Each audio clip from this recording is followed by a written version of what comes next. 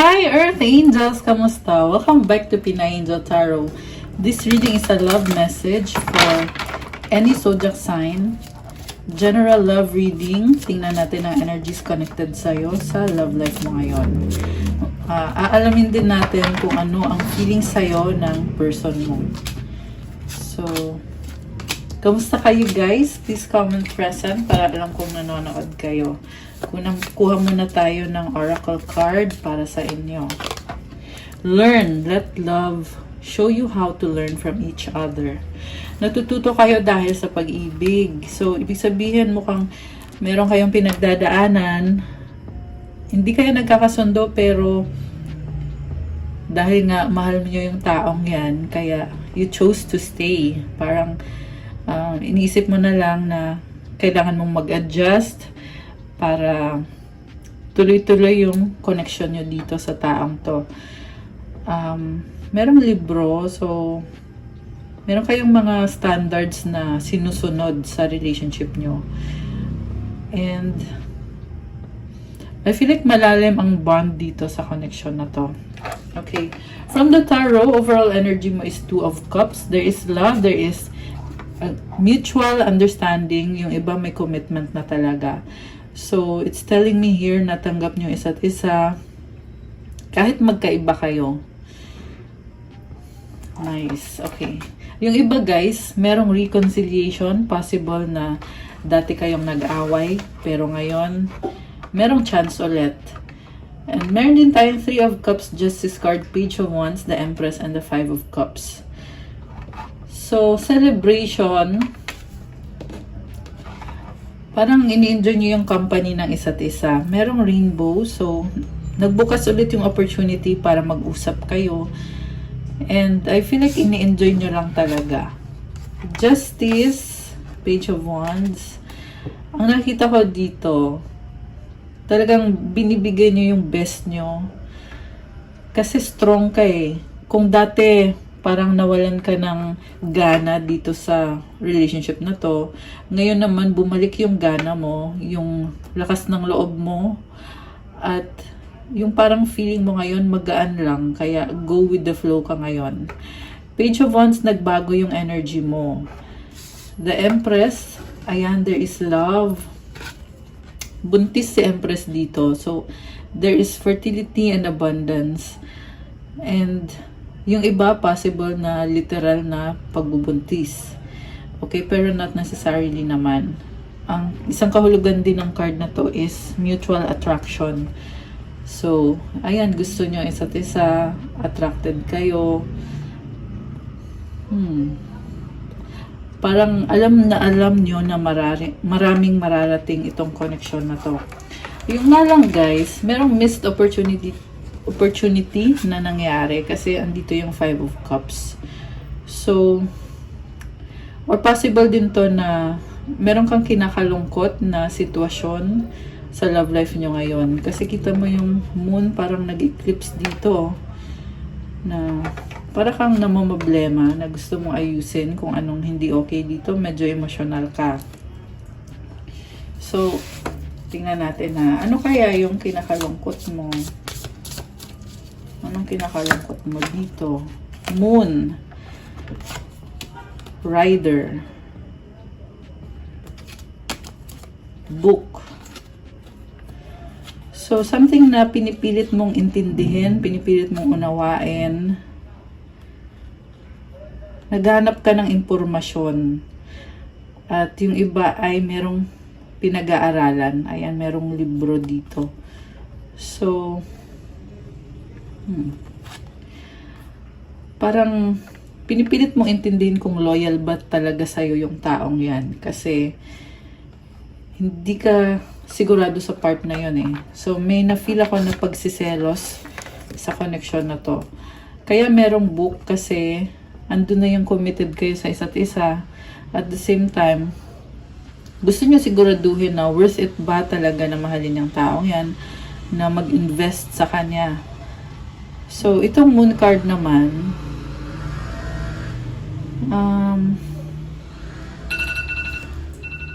sorry guys, gusto mong maliwanagan eh. At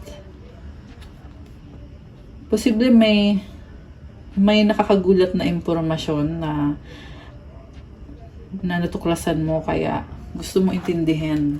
Okay. So, ano kaya yon? Ship. Okay. Nakita ko dito, oo, merong love, pero ship is about moving, traveling, and ini-explore nyo in-explore nyo tong connection na to. Kaya naman nakakalito para sa'yo kasi okay na kayo, tapos biglang nag-iisip ka ng hindi maganda. Tower. So again, lumabas dito na parang may standards talaga kayo na dapat ganito yung mangyari, dapat ganyan. Pag hindi, para kang nagkaka-anxiety ka pag hindi nasunod. Clover and the tree. Ayun naman pala, oh. So, parang feeling refresh ka dito sa connection na to. Na parang nakikita mo na nag-grow at marami pang possibilities na pwedeng mangyari dito. So, the tree is also about abundance. Okay. So, tingnan pa natin, guys. Meron kang ipinaglalaban. Ano yung pinaglalaban mo? Mahal mo siya eh. Mahal mo siya. Kaya hindi mo rin kayang mawala tong taong to. 8 of Pentacles. Ang dami mong ginagawa, pero nasa kanya pa rin yung isip mo. Lagi mo siyang hinihintay. Nakafocus ka din sa trabaho mo at sa priority mo. Very practical energy. Pero yung isip mo parang lumilipad, no? 7 of Wands sa bottom of the deck. Okay, Ace of Wands. Parang ikaw yung nasisi dito eh. Yun yung pakiramdam mo na bakit parang lagi ikaw yung mali, ginagawa mo naman lagi yung best mo. Okay, so tingnan natin yung energy ng person mo. Kasi bakit ka nakaka-feel na parang ikaw yung sinisisi? Ace of Cups, wow. Alam mo, okay naman pala yung energy ng person mo eh. Bagong simula, new beginning. Merong ibon na kulay white. It symbolizes peace and very emotional siya. Oh, wow. So again, this is about reconciliation. Queen of Pentacles. Nakafocus siya sa finances niya, pero ini-enjoy niya yung ginagawa niya. Parang very nurturing and maalaga itong person na to. At the same time, mukhang nakafocus siya sa Pentacles, which is yan yung kaperahan niya. Nai-inspire mo siya eh. Nai-inspire mo siya na gawin yung best niya para sa sarili niya, sa finances niya, sa career niya. Ikaw yung inspiration ng taong to. Lalo na ngayon na nagkaroon ng bagong simula. So, ibig sabihin, hindi naman totoo na sinisisi ka ng person na to. Parang ayaw mo siyang kausapin.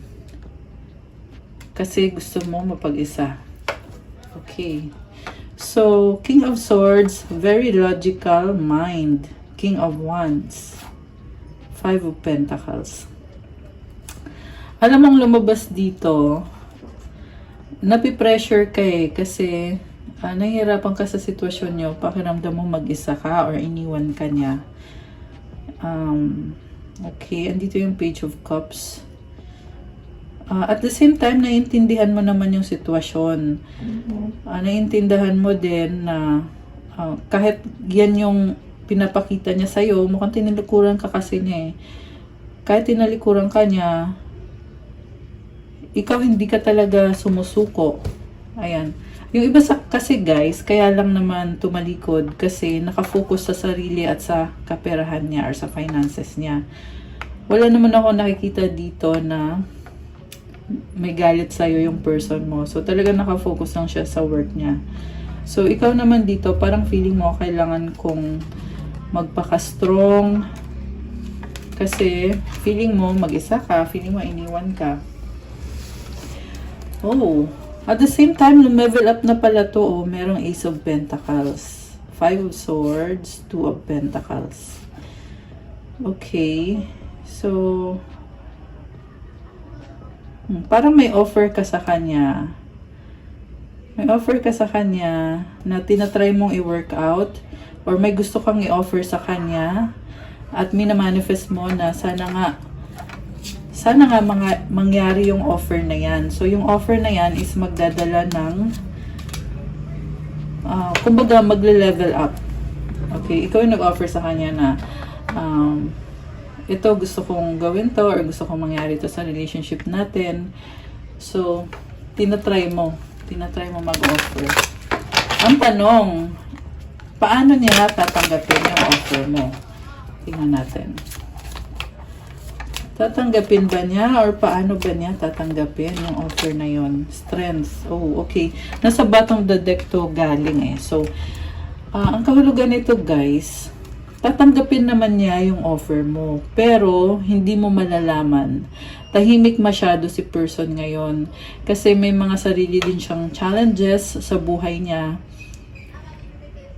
Ayun, kita mo yung infinity symbol. Ibig sabihin, yan, inaayos niya yung sarili niya. At kagaya mo, tinatry din naman niya i-manifest pala ikaw. Hindi nga lang halata. Ayan, hindi lang halata. Pero, nafe-feel ko dito na parang ina-acknowledge niya yung effort mo para sa kanya.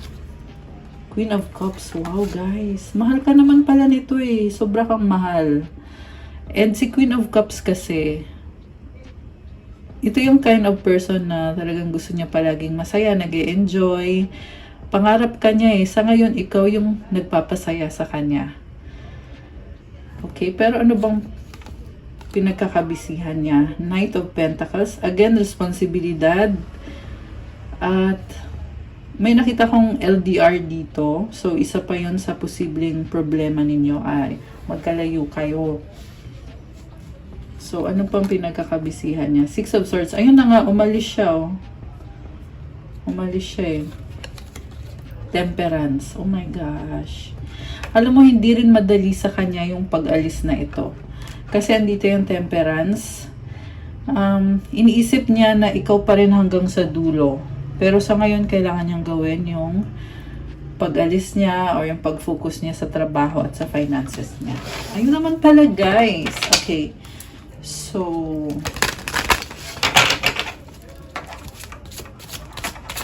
ano pang feelings ng person mo?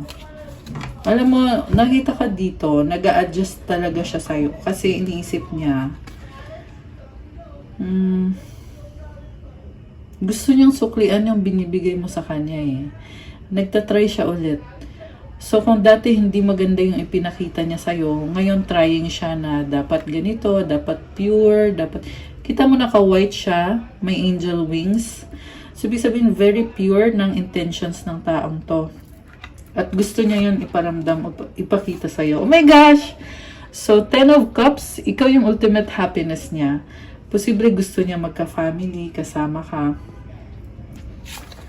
Okay, umulit lang eh. Sa total lang nakita ko, which is nasabi ko na to kanina, inspired tong taong to, na-inspire mo siya. Mukhang lumakas ang loob niya dahil sa'yo. Or malakas ang loob niya ngayon dahil sa'yo. So, happiness ka niya, pero bakit parang hindi siya makaalis? Eight of Swords, naka-blindfold. Meron talagang fear dito na... Ayan, so hindi siya makaalis, nakastuck siya. The Moon. Nalilito, confused. So, yun yung nasa loob niya eh, na pinaprocess niya yung emotions niya. Tinatry din niya intindihin yung sitwasyon niyo. King of Pentacles, Two of Wands. Wow. So, again, very practical na person. Si King of Pentacles, may maturity na yan. Marami nang natutunan sa buhay. Marami nang pinagdaanan. Challenges. Sinustok ka niya eh. So, Two of Wands, waiting for the right moment, for the right time. And I feel like gusto din niyang lumevel up yung buhay niya, na pinag-aaralan niya kung paano ba ako lalong magiging mayaman, magiging stable, paano ko kaya aayusin yung sarili ko, yung buhay ko. May maturity sa kanya eh. Si King of Pentacles kasi, hindi lang yan nagsasalita, pero ang dami na niyang pinagdaanan at natutunan. The Sun, wow guys. New beginning, happiness and positivity. So, very optimistic siya na nagpaplano siya eh kung ano kayang gagawin ko. Actually, na-feel ko dito yung excitement. Excited siya na magkaroon ng magandang buhay, magandang future. Wow, so nice. Okay. So, syempre hindi perfect ang lahat. Kaya nga merong sun card. Kanina meron siyang moon card. So, balance lang guys, sun and moon. May mga problems. Pero at the same time, parang sinasabi niya sa sarili niya na masaya siya, thankful siya sa lahat ng mga nangyari, positive or negative. Kasi kung ano siya ngayon is dahil yun sa mga experience niya, dahil sa mga nangyari sa kanya. Okay. Four of Wands, the Hermit, the Tower. Oh my gosh. So, merong commitment na tinatry niya i-maintain eh. I feel like may fear siya na kaya ko kayang panindigan itong commitment na to. Nakita ko din sa kanya na iniisip niya na kailangan ko talaga to, kailangan ko ng stability. Paano ko i-maintain to ngayon? May transformation dito eh. So, nahihirapan siya sa sitwasyon niya. Possible din na nagka-problema to when it comes to stability, sa bahay man yan or sa finances, na tinatry niya i-build ulit yung stability na yon para sa sarili niya. Okay. So, anong outcome dito? Judgment. Nagbago na. Six of Pentacles. Okay. So, kung dati na feel mo na iniwanan ka niya or tinilikuran ka niya, parang ngayon gusto niya iparamdam sa'yo na hindi kita iniwanan, dito lang ako. Ayan. Kita mo hawak niya yung isang pentacle. Parang ginaganyan niya sa'yo. Na, pareho kayo, alam nyo na mahirap yung sitwasyon nyo, pero talagang pinapa-feel niya sa'yo na wait lang, andito lang ako. Kanina sabi ko may offer ka sa kanya, siya din naman may gusto din siyang i-manifest sa situation nyo. Ngayon nakita ko dito, isa yan sa offer niya sa'yo eh, na andyan pa rin siya, andyan lang siya palagi para sa'yo. So parang siguro feeling nyo parang nabunutan kayo ng tinik na nalaman nyo na ay andyan pa pala siya. Okay. So ano pa ang energies connected dito? Three of Pentacles and the Page of Pentacles. Merong partnership. The Universe. Wow. Nag-evolve yung partnership, guys. Pareho kayong supportive sa isa't isa. Nagkakasundo kayo kasi pareho kayong practical. And I feel like nababasa mo yung isip niya, nababasa niya yung isip nyo. So kaya andito si The Universe card kasi may nagtapos na cycle. Marami kayong natutunan dito, maraming lessons learned.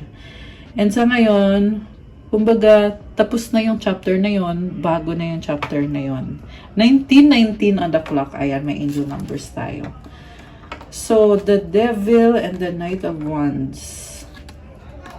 The Star. Oh my gosh. Attachment. And,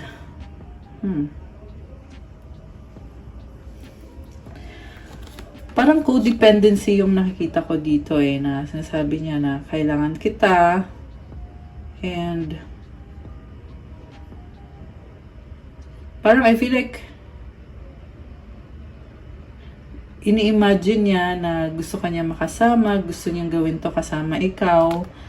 Physical attraction yung nakikita ko dito.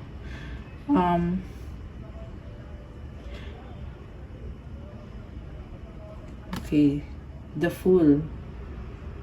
Taking the leap of faith, taking a risk. Okay. So, new beginning. Ayan. Parang enjoy lang. Enjoy lang yung the Fool. Magician, Nine of Pentacles, Four of Swords. So, nakita ko ngayon dito sa person na to na nag-improve na yung finances niya and on the process of healing siya. So, yung iba sa inyo guys, yung lumabas kanina na the Devil, possible ito na bigat na pinagdadaanan niya at nilalabanan niya.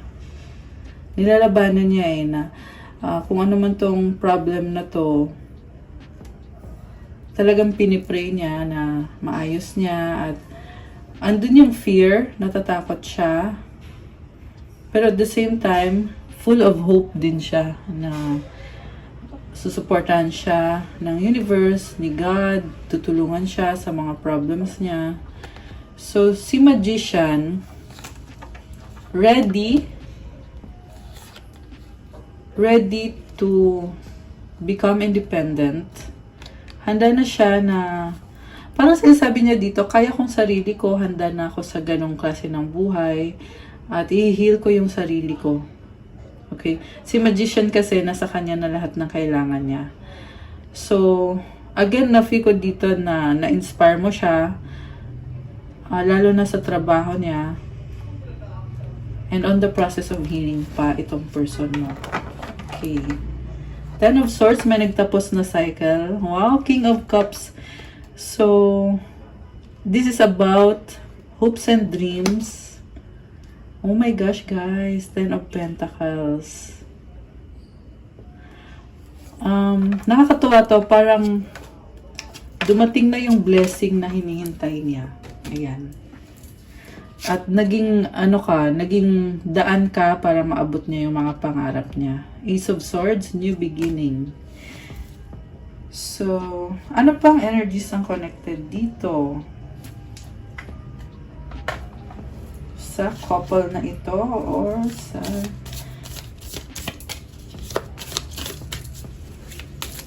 sa inyo? Ano pang energies ang connected dito? Prince of Talismans. Again, medyo mabagal yung movement. Hindi lang medyo. Pero guys, kahit mabagal, very positive itong love connection na to.